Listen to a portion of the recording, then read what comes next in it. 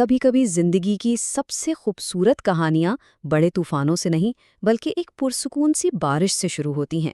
یہ کہانی بھی کچھ ایسی ہی ہے، ایک چھوٹی سی غیر متوقع ملاقات کی، جو ہمیں بتاتی ہے کہ انسانی رشتے آخر بنتے کیسے ہیں۔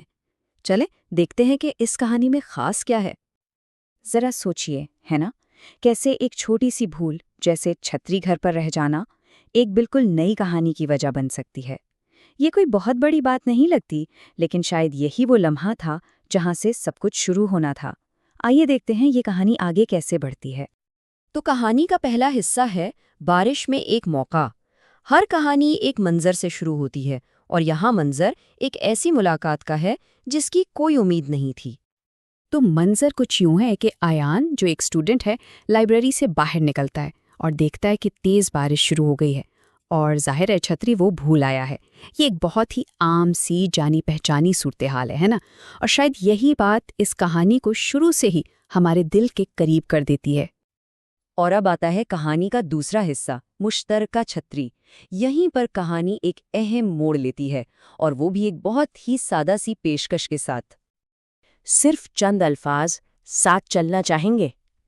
سننے میں یہ ایک عام سا سوال لگتا ہے، لیکن دراصل یہی وہ لمحہ ہے جو سب کچھ بدل دیتا ہے۔ یہی وہ چھوٹی سی چنگاری ہے جو ایک مشکل کو ایک موقع میں بدل دیتی ہے۔ یہ لمحہ اس لیے بہت خاص ہے کیونکہ یہاں ایک شخص کی پریشانی دو لوگوں کا ساتھ بن جاتی ہے۔ مہربانی کا ایک چھوٹا سا عمل دو اجنبیوں کے بیچ کا فاصلہ مٹا کر ایک پل سا بنا دیتا ہے۔ اور اب کہانی کا تیسرا حصہ، دو افراد کی دنیا۔ اب پوری کہانی ایک چھتری کے نیچے سمٹ آتی ہے، جہاں ایک چھوٹی سی الگ ہی دنیا بن جاتی ہے۔ سوچیں، ایک مشترکہ چھتری جو ایک چھوٹی بالکل نجی دنیا بنا دیتی ہے۔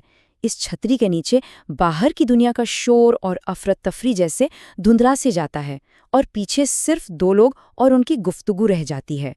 ایسا لگتا ہے جیسے وقت کچھ دیر کے لیے تھم سا گیا ہو۔ تو ایک کنیکشن بنتا کیسے ہے؟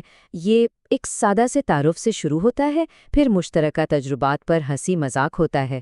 کہانی میں گیلی مٹی اور پھولوں کی خوشبو جیسی تفصیلات ہمیں بھی اسی لمحے میں لے جاتی ہیں، اور آخر میں ایان کی یہ خواہش کہ کاش یہ سفر لمبا ہوتا، یہ وہ لمحہ ہے جب ایک عام سی ملاقات بہت خاص بن جاتی ہے۔ پھر آتا ہے چوتھا حصہ، جدائی کا خاکہ۔ سفر ختم ہوتا ہے، لیکن کہانی ایک وعدے پر ختم ہوتی ہے، اگلی بار کا وعدہ۔ زویا کا یہ تحفہ صرف ایک ڈرائنگ نہیں بلکہ اس لمحے کا ثبوت ہے۔ یہ بتاتا ہے کہ یہ ملاقات صرف ایان کے لیے نہیں بلکہ اس کے لیے بھی اتنی ہی خاص تھی۔ کاغذ کا یہ ٹکڑا اب ایک خوبصورت یادگار بن چکا ہے۔ اور یہ آخری مکالمہ، یہ اس کہانی کا بہترین حصہ ہے۔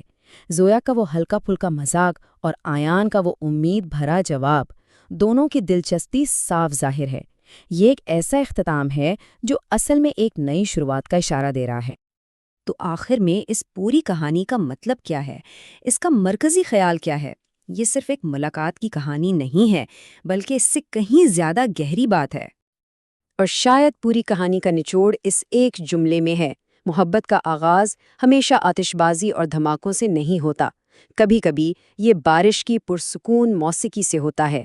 یہ کہانی ہمیں یاد دلاتی ہے کہ زندگی کے سب سے گہرے اور خوبصورت لمحات اکثر سب سے سادہ اور غیر متوقع ہوتے ہیں۔ تو آخر میں سوال یہ پیدا ہوتا ہے کہ ہماری اپنی زندگیوں میں وہ کون سے پرسکون لمحات ہیں جنہوں نے ہماری کہانیوں کو شکل دی؟ شاید زندگی کی سب سے بڑی اور خوبصورت کہانیاں سب سے خاموش لمحوں میں ہی چھپی ہوتی ہیں۔